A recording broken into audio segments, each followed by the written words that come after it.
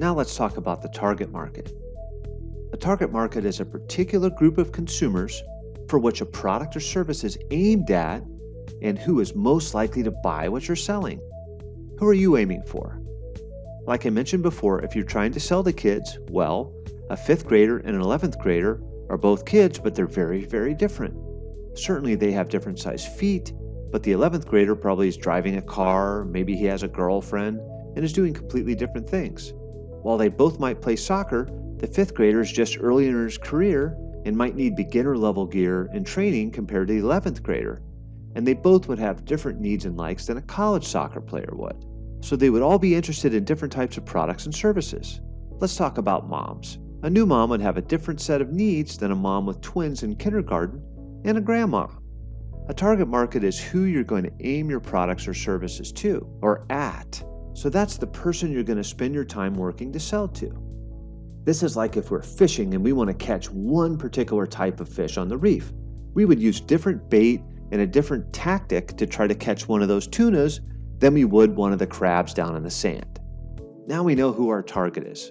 So how do we reach them? How do we let them know about your business? It's called target marketing.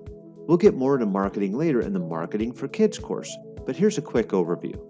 Once you've identified the target market, you know the exact group you want to go for.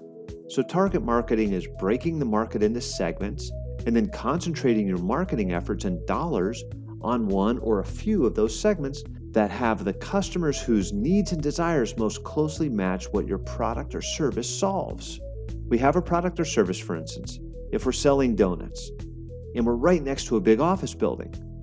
We would want to be targeting our offering to match what the workers going to work at that building would want to have. If it's an office building, they're grown-ups going to work and they probably want to have some breakfast that's not just donuts. Even though it's a donut shop, we might want to have bagels and ham and cheese croissants and those sorts of things. Whereas if it's right next to a church, we might have just regular donuts and that would be it. But both places would probably sell coffee. The one by the office building, though, might sell a higher end coffee because people that are going to work every day there have a little extra money. The target market will help you define what products and services you're going to offer as well. Not just everything to everybody. You need to figure out who you're going to sell to because you only have so many resources and so much time in the day.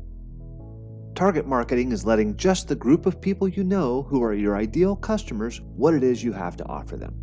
Santiago's mom, Teresa, told him that she's busy taking care of his brothers and sisters, so she doesn't have much time for marketing. So she markets by talking with wedding planners. This way, she talks to a few wedding planners regularly, and they talk with lots of women planning weddings. Even though she pays a little commission to the wedding planners, she doesn't have to spend all the time going out to find all the women planning weddings that might need a photographer. And his dad markets by keeping really good relationships with the tire stores in town. They meet businesses all the time that are putting new tires on their trucks.